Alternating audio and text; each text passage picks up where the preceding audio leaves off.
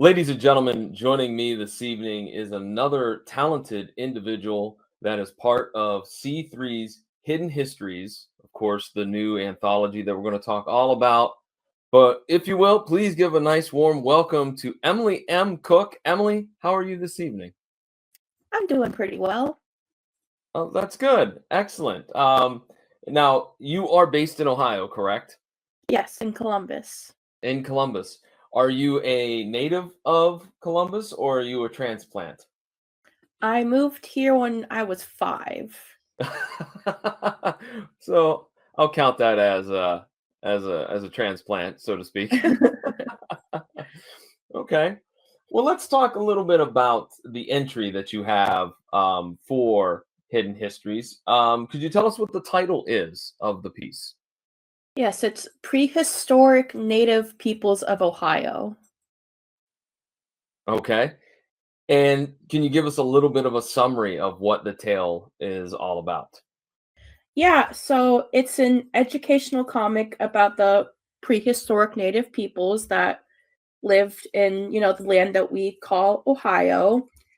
It's about like the different periods and cultures of like Native Americans from like first coming to North America from like 16,000 to 30,000 years ago.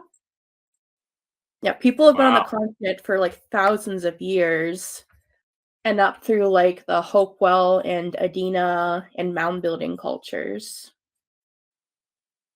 I did not know that many. I knew it was a large number, but my goodness, I did not know it was that big. Mm-hmm. Did you have to do a lot of research to get all the correct information in the right spots, so to speak? Yes, I did hours of research, reading books, watching videos. Did you rely on any experts? Anybody that maybe was a history buff or had a little bit of knowledge? I mean, not like in person. In 5th grade was when like I first learned about prehistoric peoples of Ohio, and I found the like papers Oh, about okay. it that I had saved. So Okay. that was probably like 15 years ago. Well, that's pretty interesting. That you found your old. Uh, See, my mom kept all my elementary school like report cards and everything. I don't know why. Like we threw them out eventually. I was like, I'm 18 years old. I don't need these. Um, but you clearly had a notion that you might use that stuff and held on to it. That's pretty killer. Hmm. So with this topic, you obviously have been interested in it, as you said, for a very long time. If you couldn't have done this project or this topic, was there another one that you had in mind? Yeah, my other option was doing libraries around Columbus and Worthington because we Okay. have some like really cool libraries. We do. I gotta say that I think that that's one thing that people take for granted. Living in Columbus, we have a great library system. I would lament and say that there's maybe a few in my experience that haven't been great. I scratch my head like, why can't this be like Columbus? So how long have you been affiliated with C3? So almost a year.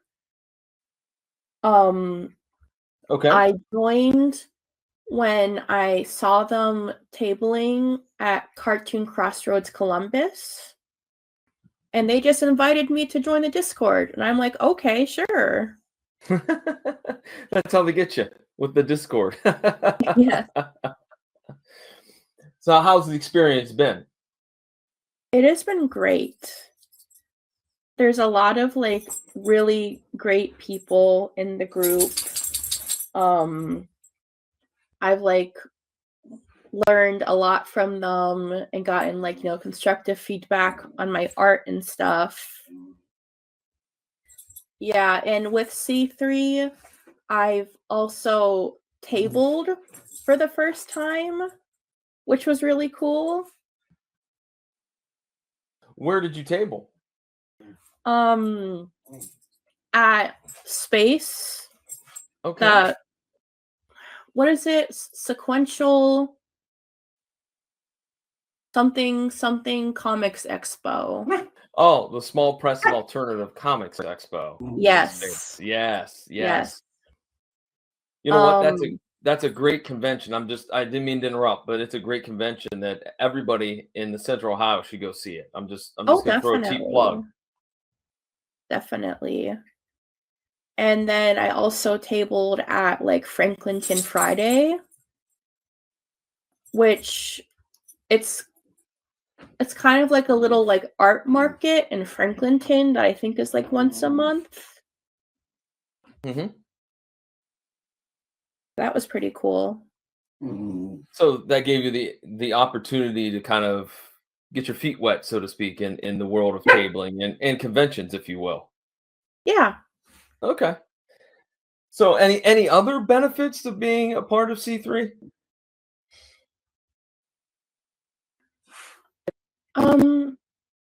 I think just being like in a community of like-minded artists, having people that you can like talk to and share your art with and like get feedback on. You can give feedback to their art. It's just a really good community. So it's safe to say that if the opportunity presented itself, you'd work again with the fine folks from C3? Definitely. I kind of figured that was going to be that's the popular answer, so I kind of figured that would be it.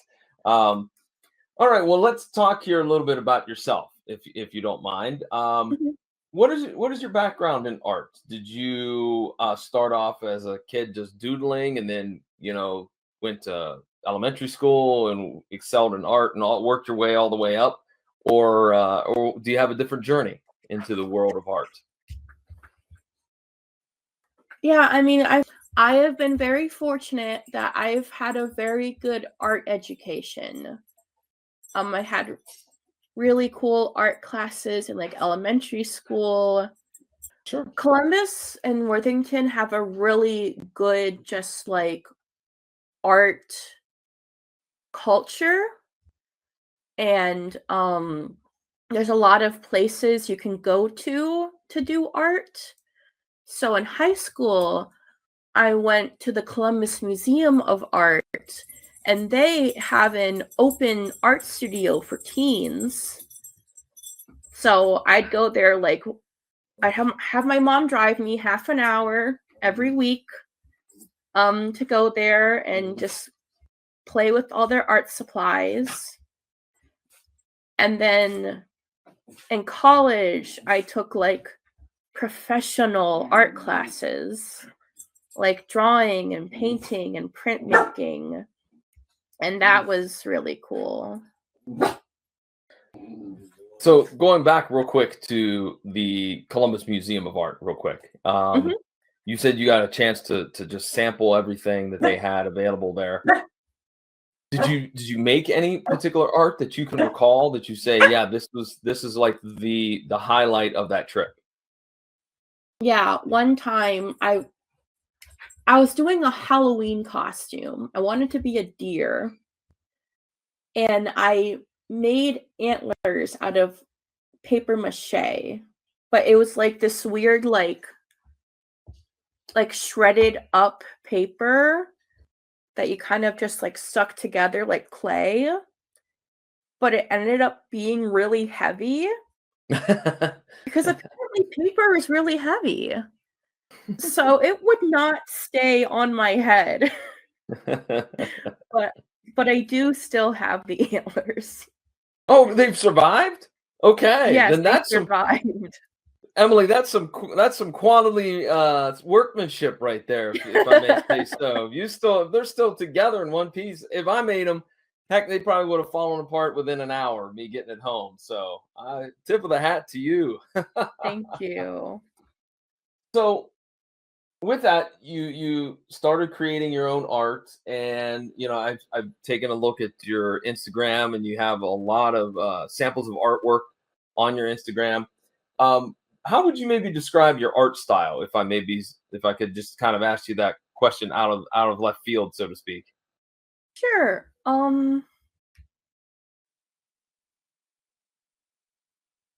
I try to it's kind of like cartoony realism. Like I like to use like realistic proportions and like stick close to like anatomy and stuff, but I wouldn't say it's like realistic. It's very like I'd say there's like soft features, um very like smooth lines I try, and maybe a little cutesy. You do work a lot with color. Do you ever dabble in just black and white for different tones with a project? um Not really, Okay. honestly. Okay. And I assume that you get a lot of inspiration from just daily life, or is there another source for your inspiration for your art? I get inspiration mostly from like media and artists I like. Like, like I'm on like Instagram a lot, and whenever I see a piece of art I'm like, oh, I'm gonna save that. Or like the same thing on like Pinterest, like, oh, I'm saving this in a folder for art inspiration for later. Okay. Okay.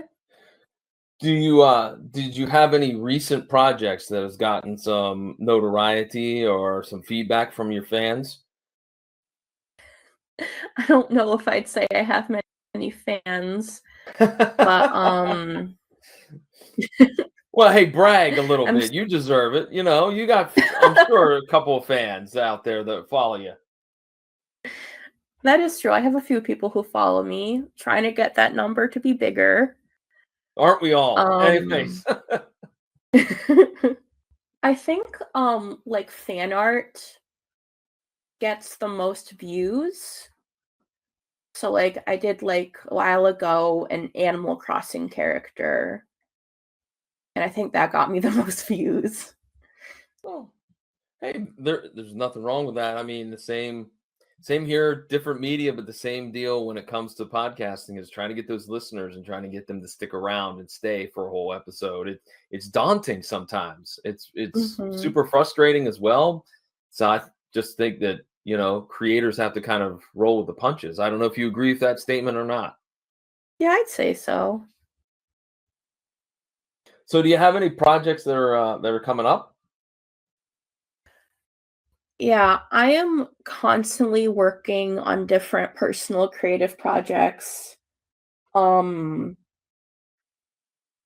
like right now I'm working on like a Halloween costume and different arts and crafts, and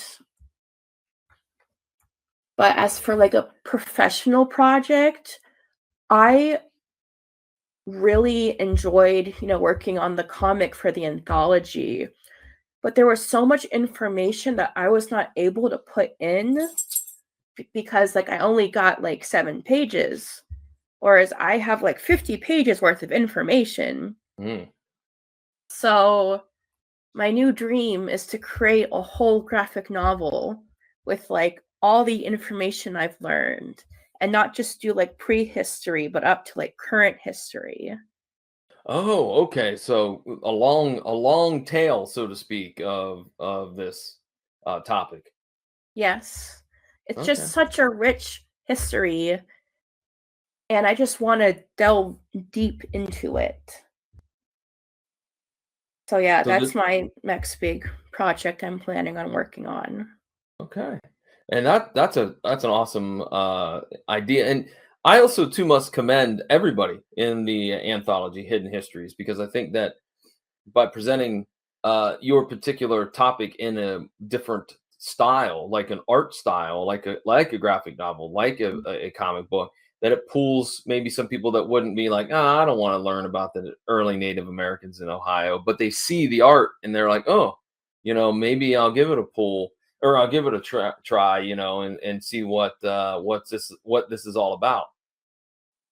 Yes, that is my hope. Okay.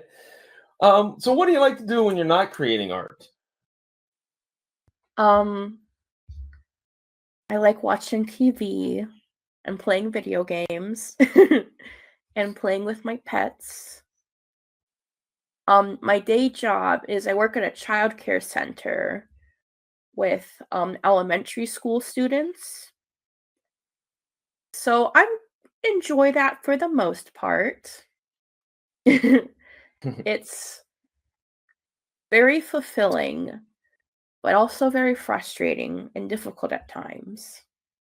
But I really enjoy working with kids. So, if you don't mind me asking, you said that you like to watch TV. Favorite TV shows? Do you have a few? Yeah, I love Steven Universe. Um, I mostly just watch cartoons, honestly. Um, I like this show called Northern Exposure, which also features Native American culture, and the same is true for what's it called? Longmire. Oh, okay. Okay. um I, and yeah, I remember Northern Exposure. I remember that as a kid. It was as a kid it didn't interest me because I needed car crashes and explosions and stuff like that. I was guilty of that. So, but going back, watching a few episodes here and there years ago, it was a pretty solid show. yeah. And in fact, they just had somebody pass away, a Native American actor who was on that show. Shoot, what was his name? I can't remember. He just died recently, but he was on that show. He was a character actor that was on a bunch of them. Yeah, Graham Greene. I think I know who you're talking about. Hmm. So, if you could give advice to somebody that says, "Hey, Emily, I want to start in this business here. I want to start making my own comics. I want to start being creative." What advice would you give them? I'd say find other artist friends. I think the best thing that's helped me grow is just, being in a community with other artists, and like I have a lot of friends who are also artists, and just sharing work with each other, and also like pumping each other up, shouting out different like opportunities that we see. Like, oh, hey, this thing, like this organization has an open call, or, this person is looking for like commissions. So yeah, just having someone else that you can like share the artistic process with. If we were playing Family Feud, that was the number one answer that everyone has given, is the sense of, Really? yeah, the sense of community is what has really brought people to C3 and keeps people at C3. Because yeah, as just as you said, it gives you that sounding board. How is my stuff? How is your stuff? I'm having trouble here. I'm having trouble there. How do we fix this? So yeah, I mean, you are, geez, the fourth person I think or so to say that. So I mean, it must be a good thing I mean, it is a good thing, but it must be, you know, the word must be getting out there is what I'm trying to say about C3. If folks are joining and staying and whatnot. So I think that's an awesome piece of advice. Go ahead. It's What were you also gonna great to have other people be like, yeah, your art looks awesome. say? Absolutely. Absolutely. So do you have any other future plans, for any other appearances or anything along those lines? Okay, so I do like a lot of different kinds of art other than illustration and comics. One of the things I do is I make glitter bottle charms. So they're like little charms about like an inch tall, and they're filled with baby oil and glitter. And it's been a self-taught process with a lot of trial and error. And I've been thinking about selling them on like an online shop. When I have tabled with C3, I actually sold some of them. And it was like so awesome. So if I could like have actually a little business of that, that'd be really cool. Okay. I do have one other question real quick, and I just happen to be, again, I do my research. I'm very thorough. Are you still cross-stitching? Yes. Okay. How's it going? It's so fun. I love it so much. I do it like every day. Well, I saw that my mother crocheted for years until she's got some bad hands. Just just arthritis has gotten in there, and it makes it difficult sometimes for her to do things. So, but she loved crocheting. She would crochet while watching TV, and so when I saw that you cross stitched, I was like, huh. Do you do it the same like my mom? Do you do it while you're watching TV or while you're listening to podcasts or stuff like that? Yeah. Okay. Cool stuff. All right. Well, Emily, before we go here, I have to let everybody know what we're doing here. And what are we doing? We are raising some funds with the crowdfunder campaign for C3's Hidden Histories. Folks, I've said it also many times in doing all of these live streams and these podcasts. I've said that, look, there's no reason why we cannot reach $2,000. There's no reason why we can't do that, so that everybody, people like Emily, like Shandu, like Jeremy, like all the fine folks that are in this anthology, there's no reason why they cannot get $25 a page rate, because we've collected, we've had donations equaling $2,000. Columbus, I'm challenging you. Step it up. Find out where you can get your hands on the book, and you could do that throughout all the social media of C3. There'll be, I believe, URL codes and whatnot that you can get your hands on this anthology. There's so many talented people like Emily who are in the anthology. Look, I mean, I don't want to downplay it, but let's just say for argument's sake, if we don't reach 2,000, what happens if we get 1625, or excuse me, 1675? Well, that's okay. People still going to get a page rate of $20. If we only manage to get $1,350, then folks will get a page rate of $15. And if we get $1,050, then everybody gets a $10 page rate. And folks, that's unheard of.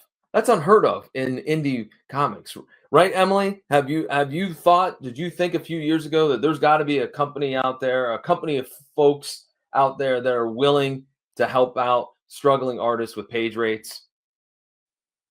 I hoped. You hope. See? Well, your hope is now a reality, because folks, again, as I said, 2,000, that there's no excuse for us not reaching that benchmark, so that everybody can get what they deserve. And look, it's keeping it in Central Ohio. It's not going to New Jersey. It's not going to Michigan. It's not going to Hawaii. The money is staying right here in the Central Ohio area, so that folks can get supplies. Folks can get tabling fees taken care of. That's what this is all going to. So there's no other reason to even suspect that there's something shady going on, because there's not. It's all legitimate. We're all raising money, and I'm starting to ramble, so I'm going to start wrapping things up here. Yes, help me and my friends get paid so we can There you go. Making cool art. There you go. Thank you, Emily, for bailing me out. I was spiraling in that ramble, but seriously, folks, definitely check it out. It's worth you taking a few moments out of your time to at least check it out. And please donate if you can. And Emily, thank you very much for sitting down and chatting with me this evening. I really appreciate it. Thank you for having me. You're quite welcome. And with that, ladies and gentlemen, I'm going to take a quick break.